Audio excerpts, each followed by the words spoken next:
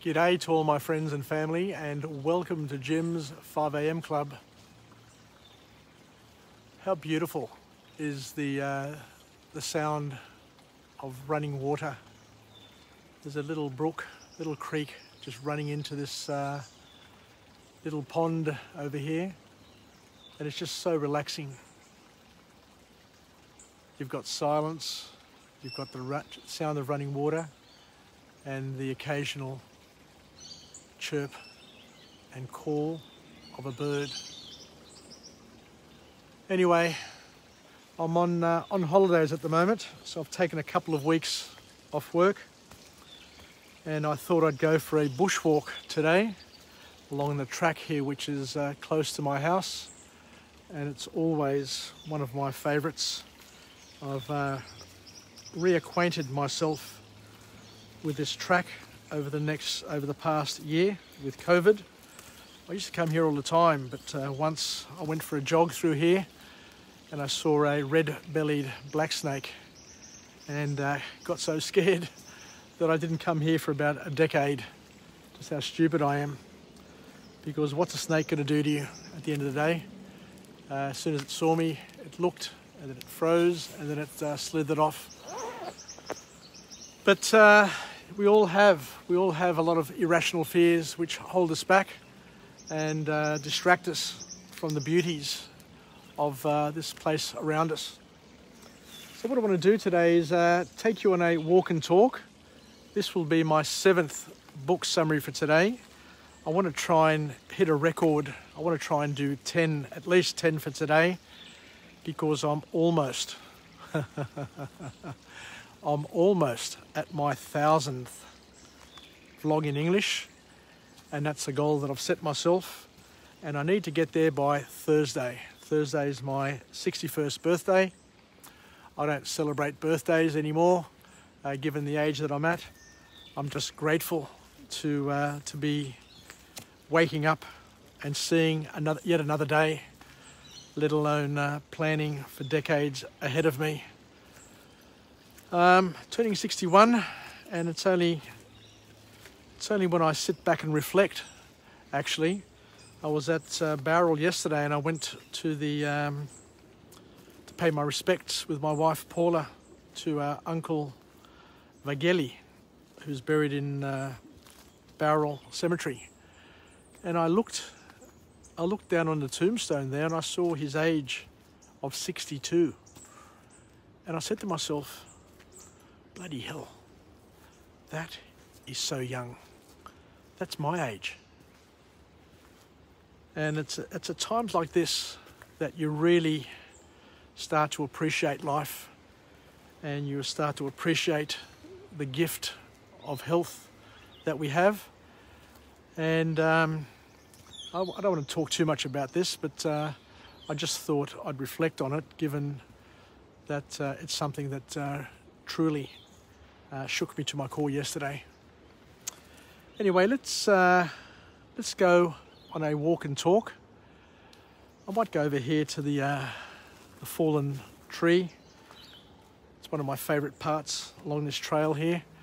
So today's book summary that we're going to do is called Brief Answers to Big Questions. Brief Answers to Big Questions, and it's from Stephen Hawking.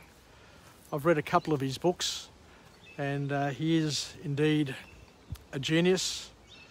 He was very, very gifted intellectually, not so physically, but it just goes to show that what God takes with one hand, he gives back in multiple ways in another hand.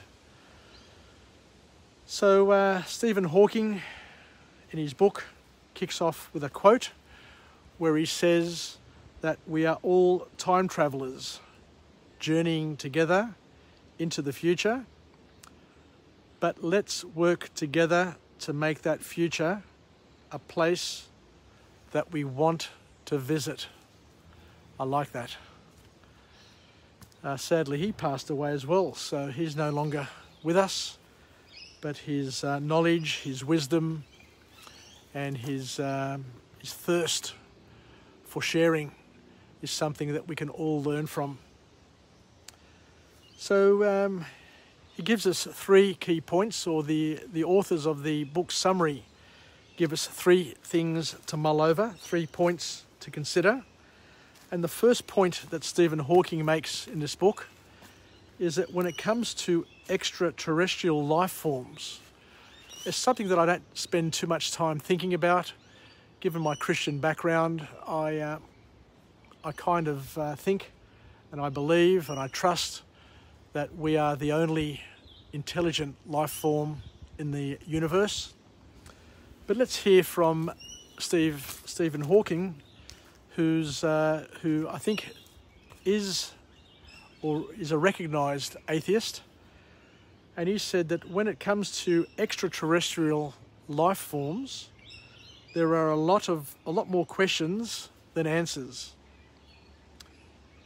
And we've always been intrigued, according to Stephen Hawking, about whether or not there is life, intelligent life, out there on another planet.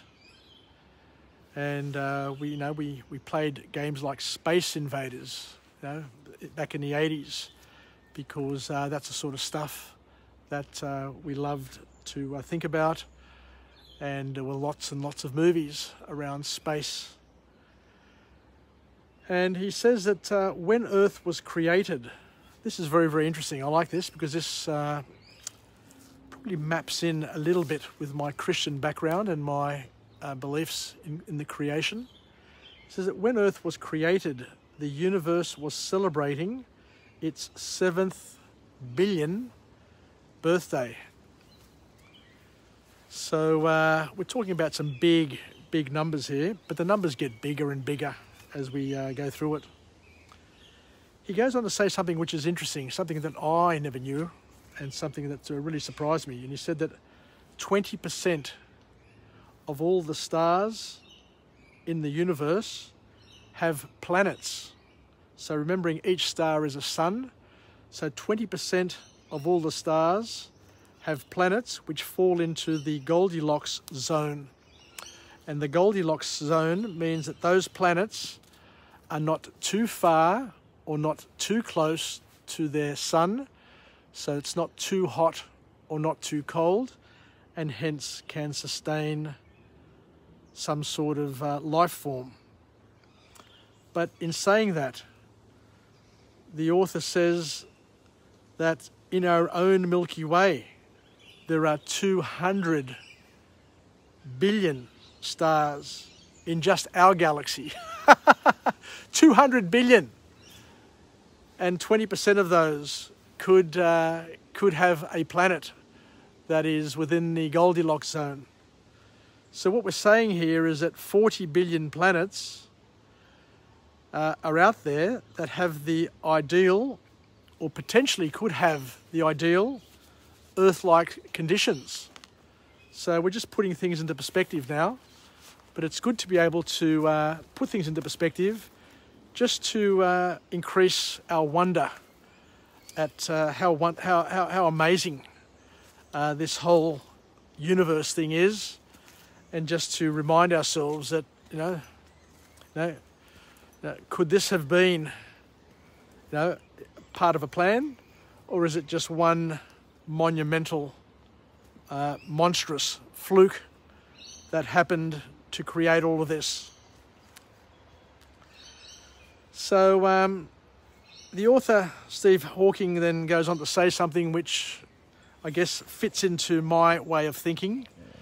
Not saying that I'm right, but he says that life, of course, may be common on other planets and throughout the universe. But the big question is, it all gets down to whether or not there is intelligent life, which seems to be extremely, extremely rare, and hence why I still believe that man is the only form of intelligent life in the whole universe.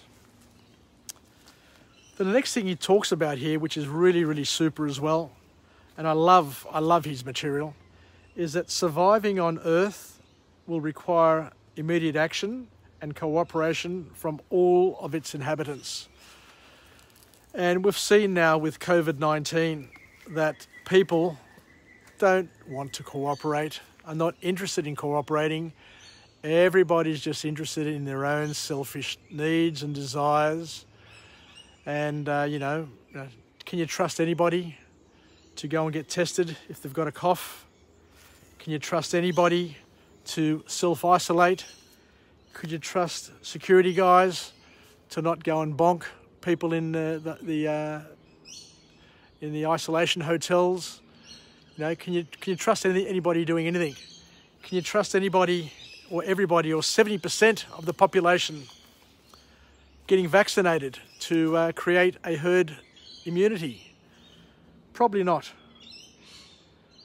But the author then reminds us, Stephen Hawking, the legend, reminds us that our planet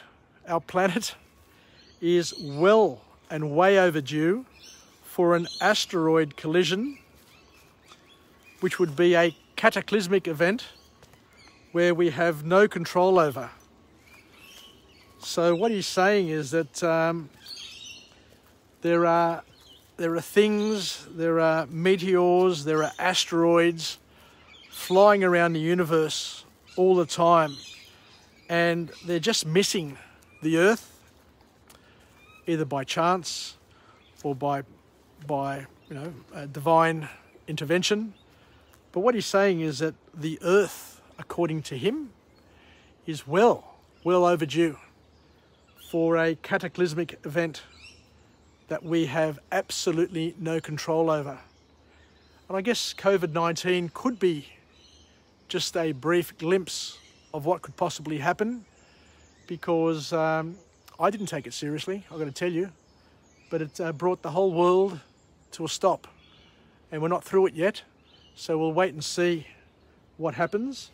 But this could be the first of many things that could possibly go wrong, because he says, we've got a changing climate, we've got the chance of nuclear war, or we've got also chances of environmental and natural disasters like earthquakes and storms and droughts and floods, and you name it. There are so many things that can go wrong. So the fact that we're still surviving, the fact that we're still here on Earth after so many millions of years is I guess, a blessing in itself. And the last point that the author makes here is about artificial intelligence, where he says that artificial intelligence has the power to improve every aspect of human life. But the big question he asks is, what happens if it's allowed to surpass human intelligence? What happens when artificial intelligence is left to grow rampant and to extend beyond and to surpass human intelligence? And in Stephen Hawking's own words, we need to be cautious of a runaway artificial intelligence. But he says that one thing for sure and for certain, though, is that artificial intelligence may surpass human intelligence in this century through Moore's law, which Moore's law says that every 18 months, computing power and processing is able to double its power and its capacity. But he talks about the impact that it may have on society, because artificial intelligence, just like bioethics, all of those things are touchy sort of subjects and are tricky questions. And there's always going to be someone who's going to push the envelope and try and get away with doing something which could unleash, some challenges that may impact the way we see the world and the way we live in the world. So the bottom line and the last point from Stephen Hawking is that we must never forget that robots, machines, artificial intelligence must serve man. Machines must serve man rather than man serving the machines. So I think I'll leave it there. So that's the end of this book summary. Once again, a great opportunity to get out and about, a great opportunity to catch up, have a chat, learn something new, and be partners in each other's development.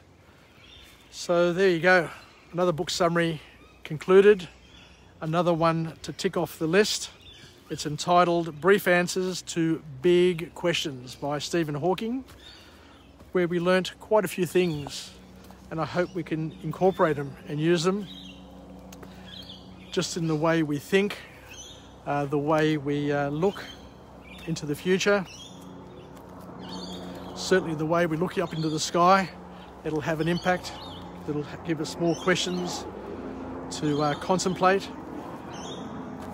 And I guess I'll leave it there. So let's finish off with a positive affirmation. I'm alive, I am well, I feel absolutely great. To my friends and family, stay connected, stay relevant, stay reasonable. And as I say, I'll come back to you again from a different location with a different message, a message of empowerment, where we can be the wind beneath our wings and basically live, learn and pass it on. As I said before, Stephen Hawking has passed away, but his knowledge, his thinking, his ideas have been captured and have been immortalised in science so that other people can take it and run with it so that we can continue to grow and develop in a way which will serve us. As he said, we need to make sure that whatever we do, whatever decisions we make, whatever actions we take are there to serve us rather than to enslave us. So I'll leave it there. So take care, taleme, and we'll chat again from a different location and with a different message, I hope. And bye for now. Take care.